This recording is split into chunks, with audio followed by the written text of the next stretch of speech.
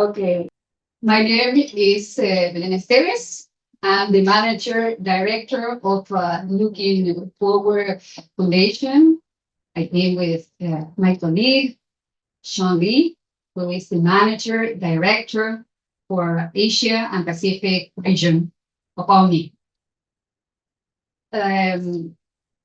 Before starting the presentation, I want to say recognize to all the organizers for all these great efforts, this great event. I want to thank the head of the delegation to me. I want to give a special thanks to Professor Annie.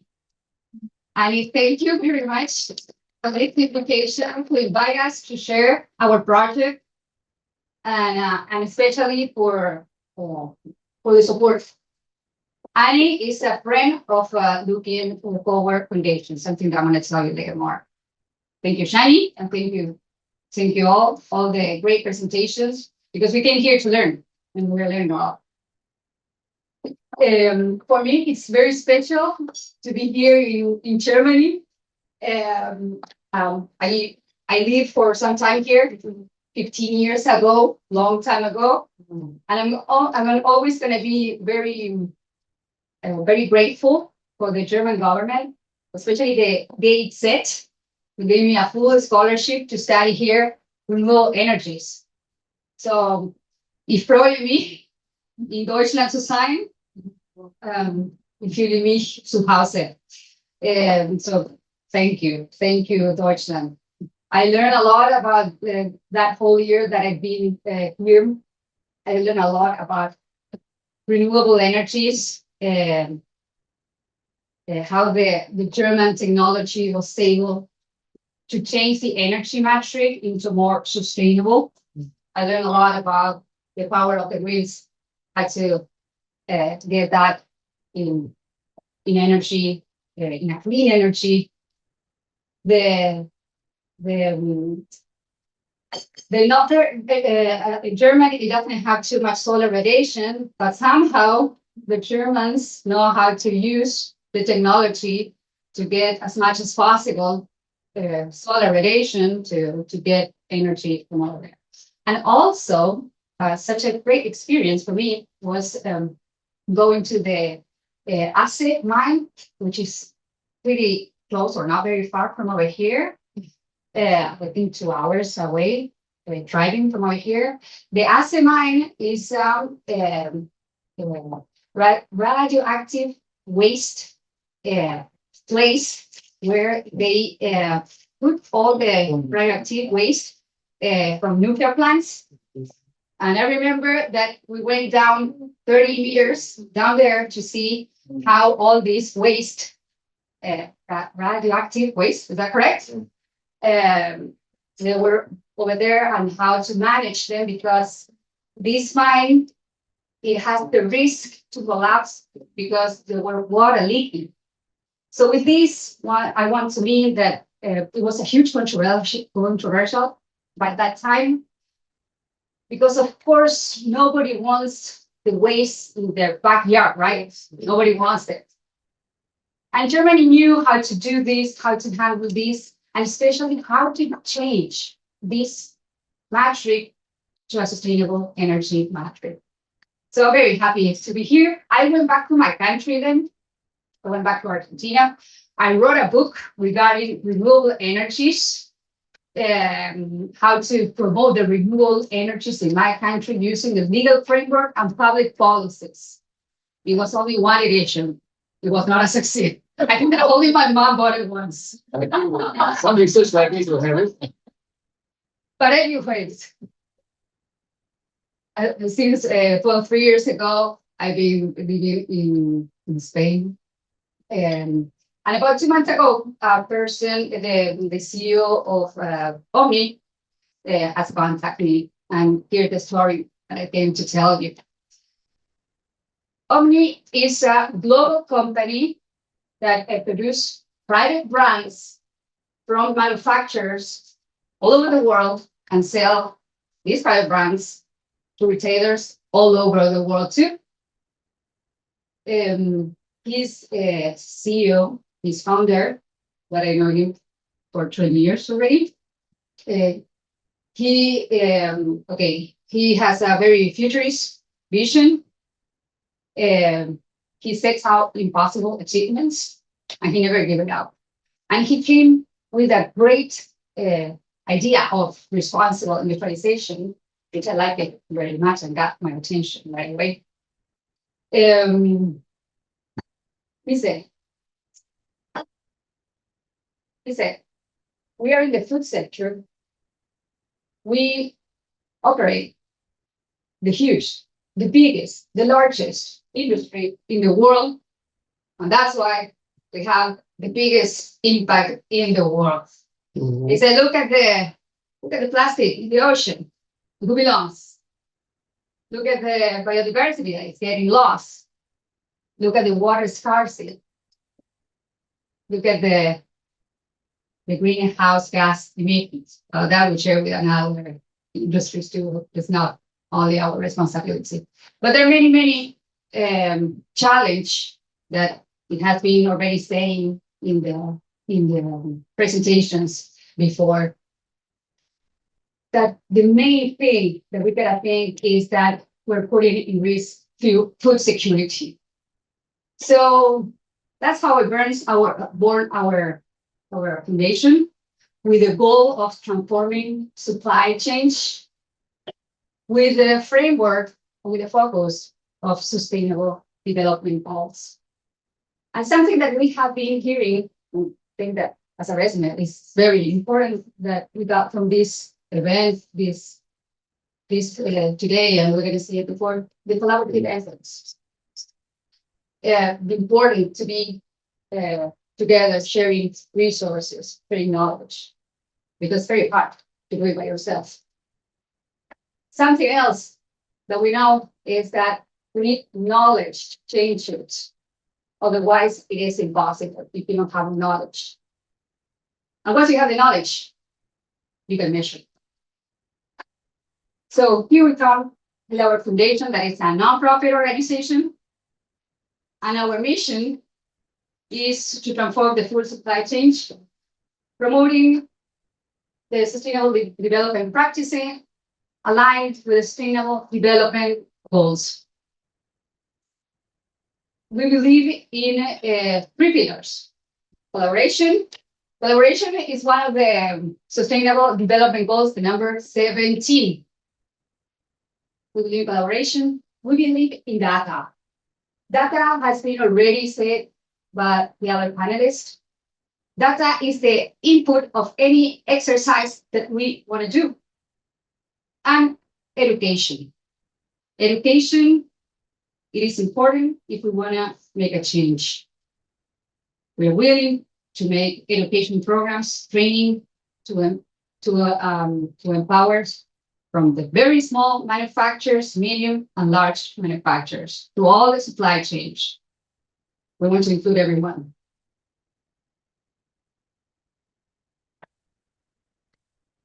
Okay, sorry. And the most important thing, how we're going to do that. Okay, so we want to create, we want to design, and we're doing it, the largest platform to exchange ESG data. We want to measure and we want to compare. We want to benchmark the ESG score, the sustainability performance of manufacturers. And with that, we're going to identify the areas of improvement.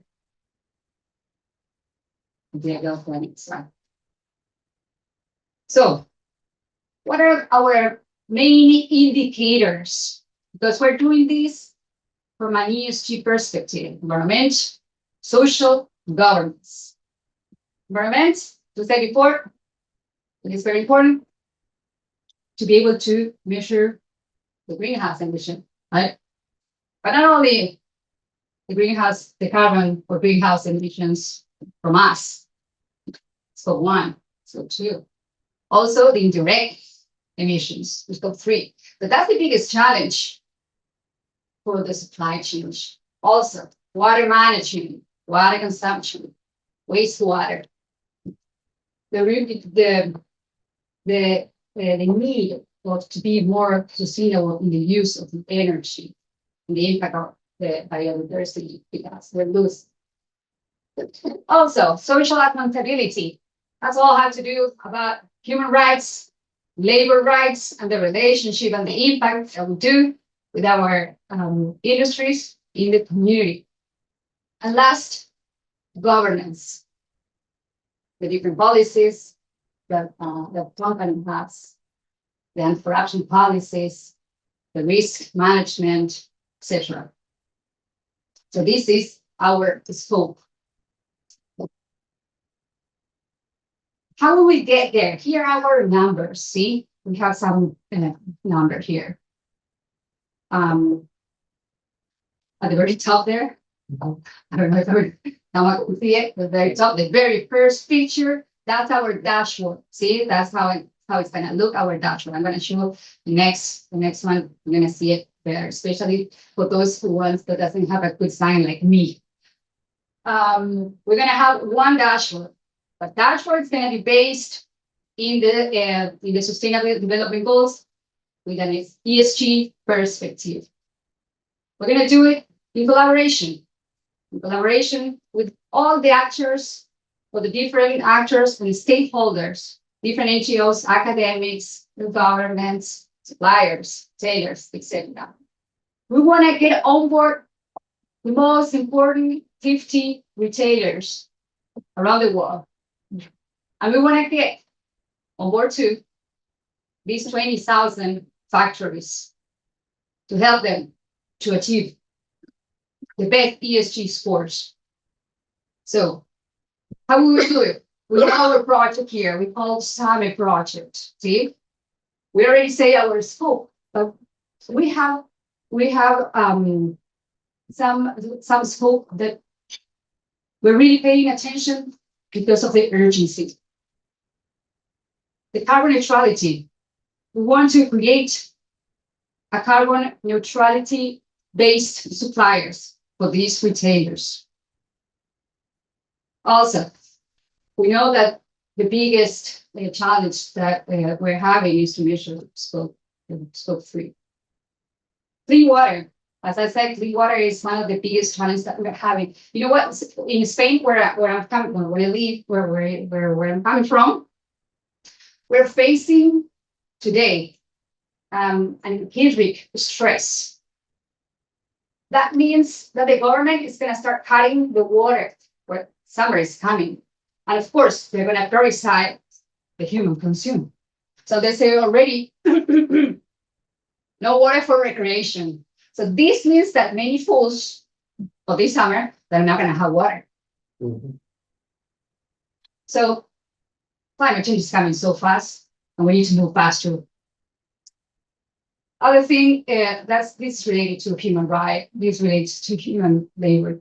We want to eradicate child labor in all food supply chains. So we think that these 3 objectives are the most important, along with the other ones, of course, but these are the ones we need to pay more attention because cannot wait. So we have defined the scope. Sorry. So we wanna audit. The next step is to audit. See, we're defining a very clear methodology aligned with these international standards. We know that there are so many. The most important thing is to make it as easy as possible, as simple as possible, because we keep getting talking that, I mean, for a big manufacturer, it's not a problem, right? But for a small industry, for a small manufacturer, like I was hearing today, the German friend, it is very hard to comply with everything and to have different standards. See, so we want to harmonize that all. See, so let's make it easier. We want to make it easy, simple. Here, with the audit, we're going to obtain the information for the next step to measure. So this building, this platform that we're building is going to be able to comparison and to benchmark, okay, the different performance. And we're gonna be able to find out best practice to share with this community, and to be able to make and develop corrective plans to those who need it. And the most important model that I think is the education, which is the last one. Okay, we want to develop different educational and capacity building programs. We want to share technology. We want to share knowledge in order to become this continuous improvement. And we want to include all. We want to include all. We see that it is very, very hard for people who doesn't have the resources to do it alone. So, with this next one. So this is how we'll look our dashboard that we're building it. Okay, we're gonna be able, see, to understand the different performance. If we understand the different performance, we're gonna be able to measure, we're gonna be able to compare, and we're gonna be able to take actions on these improvements and make the corrections plan. Always as a perspective from environment, social, and governance. And as a final, this is the last slide. But as a final message, and also an invitation, we see that war is increasing, the hunger is increasing too. So far for what we see, the Sustainable Development Goals, we're only going to be able to achieve the 15% for 2030, which is quite a pretty bad performance from all of us. So I believe that the good news is that we have a private sector that it has the capacity of innovation. And the private sector is very fast. It is very fast. It moves fast. It gotta be moving faster because the climate change is coming faster. So if we think years before, like, I don't know, when I got graduate, for instance, when I got graduate 20 years ago, nobody talked about environment. It's horrible to say 2 years, but nobody talk about environment. Now, you cannot think a project that it has no perspective for environment first. It has to. So it's a should. Then another example. Before, it was enough to present financial informs to our shareholders, to the community. But the social demand is increasing, and shareholders too, and the investors too. And they asked us, what's your impact with the planet? What's the impact with people? So the good thing is that we are all agree that the business model it has to adapt and meet the perspective, the sustainability perspective. Antonio Gutierrez, who is the General Secretary from the United Nations, he says that 2024 is the year of hope. That's mean this year is the year of hope. And I believe it's the year of hope to put a human face in the global market, to do it more sustainable. And again, how are we going to do it? We're going to do it if we get together.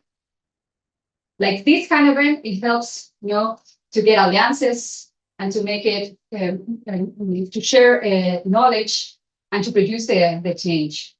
So in Spain, we have a saying that it says, the ones that have the same dream and walk walking together.